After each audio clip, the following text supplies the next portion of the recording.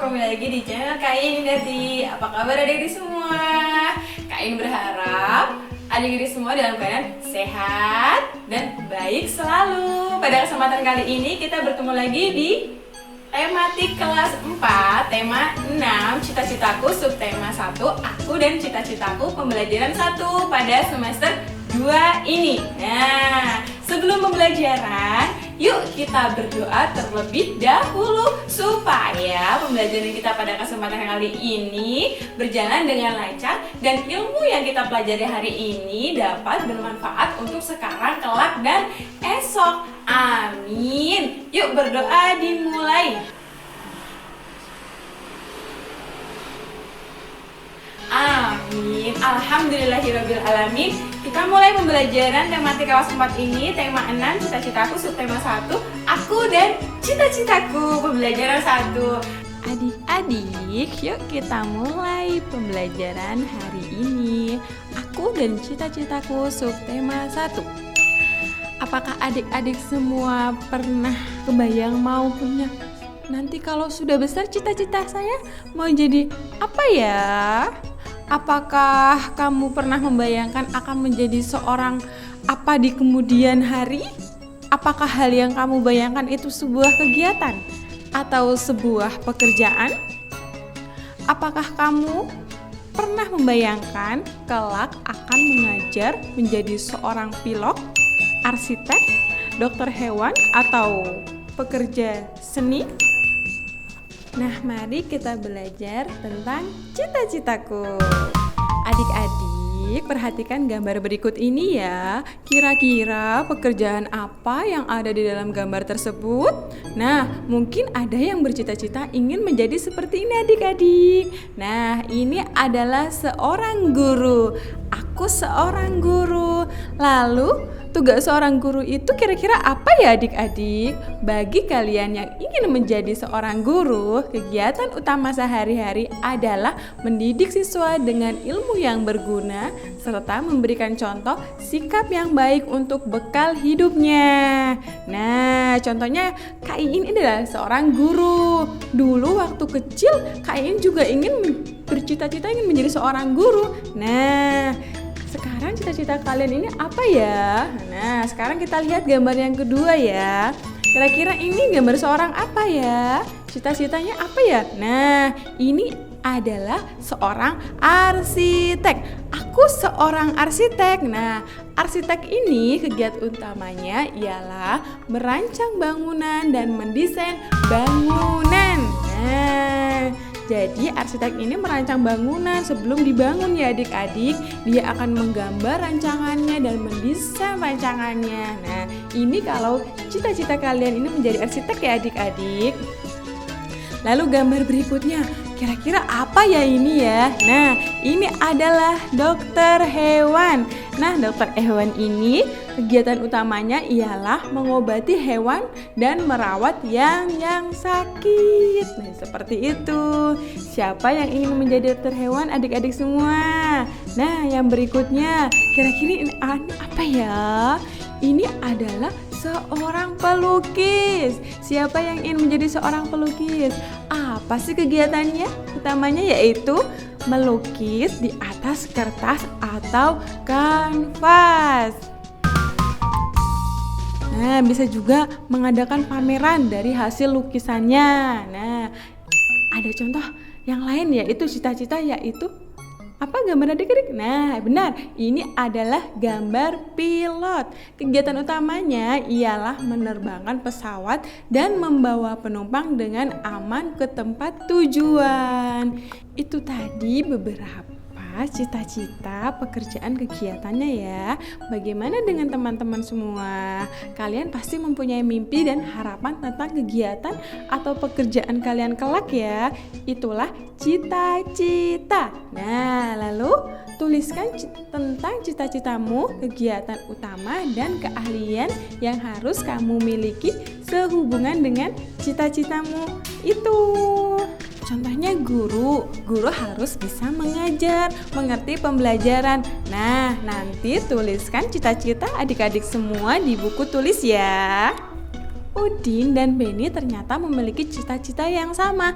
Mereka berdua ingin menjadi seorang guru. Menurut Udin, ia ingin menjadi guru karena gurulah yang membuatnya menjadi selalu ingin tahu tentang banyak hal. Udin menunjukkan sebuah tulisan dari sebuah majalah untuk menjelaskan pendapatnya tentang guru. Nah, ini adalah tulisan tersebut. Tulisan ini disebut dengan puisi yang berjudul Cita-Citaku. Dengarkan ya, Kak Iin akan membacakannya. Cita-citaku, anganku melayang ke masa depan. Aku ingin menjadi seorang guru. Guru adalah pejuang ilmu di garis depan. Guru tanpa pamrih, berbagi ilmu. Aku akan berusaha mencapai cita-citaku. Takkan lelah aku mencari ilmu, takkan aku berpangku tangan saja demi tercapainya cita-cita. Itu tadi puisi yang berjudul Cita-Citaku. Teks berjudul Cita-Citaku di atas merupakan sebuah karya yang disebut puisi. Apa itu puisi dan apa saja ciri-cirinya? Yuk kita pelajari adik-adik semua. Perhatikan bagian-bagian teks puisi yang dibaca. Diskusikan ciri-ciri dari teks tersebut. Sebagai panduan menemukan ciri-cirinya, kamu dapat menjawab pertanyaan-pertanyaan berikut bersama dengan Kak Iin. Nah, ini adalah teks puisi yang berjudul Cita-Citaku. Apakah adik-adik menemukan bahwa teks tersebut terdiri atas kumpulan-kumpulan kata yang tersusun menjadi baris-baris? Apakah adik-adik menemukan bahwa teks tersebut terdiri atas kumpulan kata-kata yang tersusun menjadi baris-baris? Nah, di sini ada 8 baris dan setiap barisnya tersusun dari kata-kata. Jadi, ya, pada puisi tersebut terdiri atas kumpulan kata-kata yang tersusun menjadi baris. Pertanyaan yang kedua, apakah anak-anak menemukan baris-baris tersebut terkumpul menjadi beberapa bagian? Nah, ya, baris-baris ini terkumpul menjadi beberapa bagian anak-anak. Terdiri dari 2 bagian. Ya, masing-masing bagian memiliki 4 baris ya. Baris-baris tersebut terkumpul menjadi 2 bagian. Nah, setiap bagian ini disebut dengan bait. Jadi satu bait ini terdiri dari 4 baris. Oke. Lalu pertanyaan berikutnya, tuliskan bunyi vokal dari kata terakhir setiap barisnya. Nah, ingat ya anak-anak, bunyi vokal itu berarti A, I, U, E, O. Nah, kita lihat di sini ya. Baris yang pertama itu huruf vokalnya adalah A, yang kedua U, dan baris yang ketiga A, dan yang keempat adalah U. Nah, sekarang bait yang kedua. Ada A, U, A, U. Jadi setiap baitnya ini adalah A, U, A, U. Dan yang kedua yaitu A, U, A, U. Lalu pertanyaan berikutnya, apakah kamu menemukan keteraturan bunyi vokal kata terakhir dalam setiap barisnya? Ya, kita menemukan ya, bunyi terakhir ini kita berselang-seling tersebut adalah dari A, U, A, U. Nah, lalu yang berikutnya. Lalu, tunjukkan keteraturan itu. Paling bait pertama, akhir kata pada setiap baris tersebut terdiri dari A, U, A, U. Begitu pula pada bagian kedua, yaitu A, U, A, U.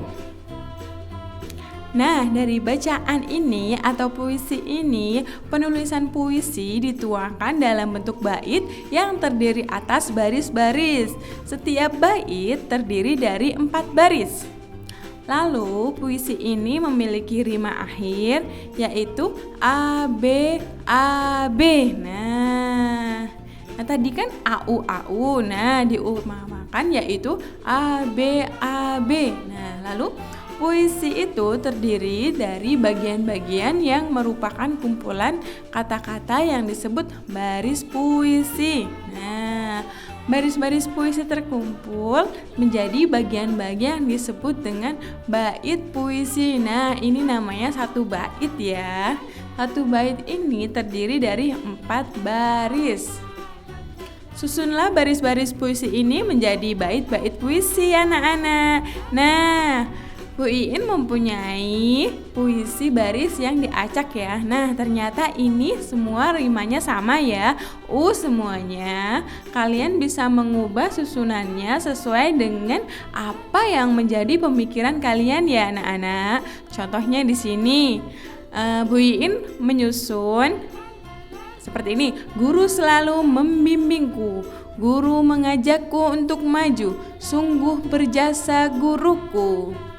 Ku ingin membalas jasamu. Ini jika disusun menjadi puisi yang baik dan benar. Nah, di sini kita lihat percakapan. Nah, anak-anak semua, apakah aku bisa mengubah susunan baris dalam puisi itu ya? Menurutku seharusnya bisa Lani, asalkan menaknya kurang lebih sama. Kenapa Lani? Betul juga, aku ingin menyusun puisi sendiri tentang cita-citaku. Benarkah? Apakah cita-citamu, Lani?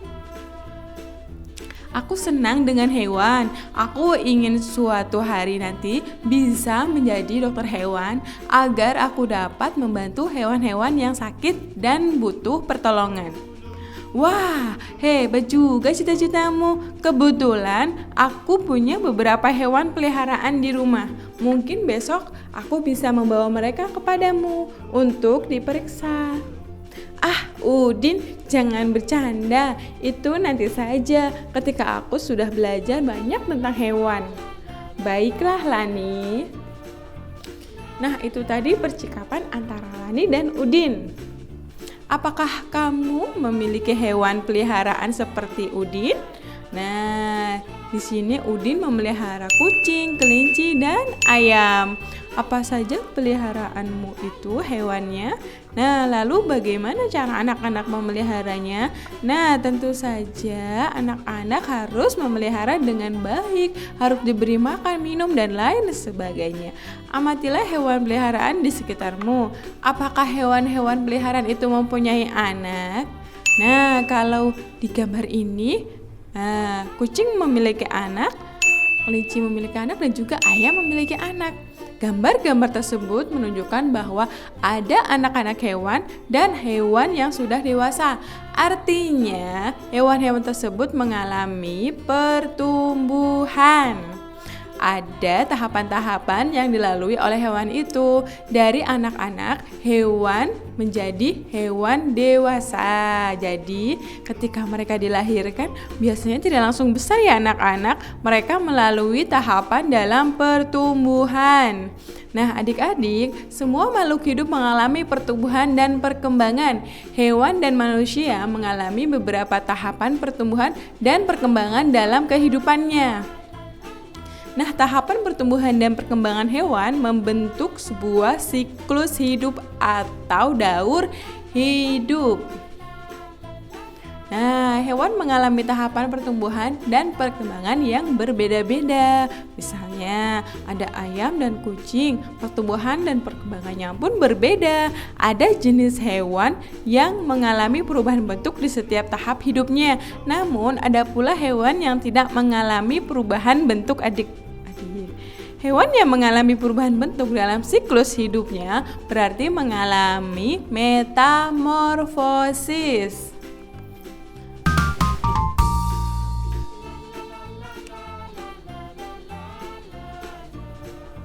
Contohnya yaitu kupu-kupu mengalami metamorfosis. Kalau kucing itu tidak mengalami metamorfosis. Di antara hewan yang mengalami metamorfosis, ada hewan yang mengalami perubahan bentuk pada setiap tahapnya. Ada juga yang tidak, anak-anak semua. Nah, hewan yang mengalami perubahan bentuk pada setiap tahapan pertumbuhan dan perkembangannya dinamakan mengalami metamorfosis sempurna. Sedangkan hewan yang mengalami perubahan bentuk hanya pada beberapa tahap tumbuh kembangnya dinamakan mengalami metamorfosis yang tidak sempurna. Nanti akan kita pelajari lebih lanjut di pembelajaran selanjutnya ya tentang metamorfosis ini. Nah, sekarang susunlah tahapan pertumbuhan dan perkembangan hewan pada gambar menjadi tahapan pertumbuhan yang benar. Nah, kita bisa memberi nomor dengan urutan yang benar ya anak-anak semua. Kucing memiliki pertumbuhan dan perkembangan tetapi tidak metamorfosis. Nah, berarti tidak mengalami perubahan bentuk, hanya mengalami pertumbuhan. Nah, awalnya dari anak kucing yaitu nomor 1, lalu menjadi kucing remaja nomor 2, dan yang ketiga menjadi kucing dewasa. Nah, siklus hidup ini tanpa metamorfosis. Sebagian besar hewan mengalami daur hidup tanpa metamorfosis. Daur hidup tanpa metamorfosis tidak mengakibatkan perubahan bentuk tubuh yang sangat berbeda. Beberapa contoh hewan yang tidak mengalami metamorfosis adalah ayam, kucing, kambing, ikan, dan burung. Misalnya saja, siklus hidup hewan kucing, zigot kucing berkembang di dalam rahim induk betina. Setelah beberapa waktu, anak kucing lahir dan menjadi kucing muda. Kucing muda tumbuh menjadi kucing dewasa yang organ reproduksinya telah siap melakukan fertilisasi. Jika fertilisasi terjadi, maka akan terbentuk menjadi kembali zigot. Sekarang ada gambar ayam. Nah, ayam ini juga termasuk hewan yang tidak bermetamorfosis. Dia hanya melakukan perubahan. Nah, yang awalnya dari telur, di dalamnya itu ada anak ayamnya. Nah, yang pertama yaitu adalah telur menetas lalu menjadi 2 anak ayam. Dan yang ketiga yaitu menjadi ayam muda, dan yang keempat menjadi ayam dewasa. Nah, siklus hidup hewan ayam dimulai dari telur, anak ayam, ayam muda, dan induk ayam atau ayam dewasa. Itu tadi siklus hidup kucing dan ayam. Alhamdulillahirabbil alamin, pembelajaran kali ini bisa terselesaikan dengan bahagia, semangat, sehat. Semoga kita bisa bertemu lagi di pembelajaran selanjutnya. Dan untuk tema hari ini yaitu cita-citaku, subtema aku dan cita-citaku, alhamdulillah telah selesai. Semoga ilmu yang kita pelajari hari ini bisa bermanfaat untuk nanti, esok, dan seterusnya. Bila ada salah kata dari Kak Iin mohon maaf. Akhirul kalam, wabillahi taufiq wal hidayah. Wassalamualaikum warahmatullahi wabarakatuh.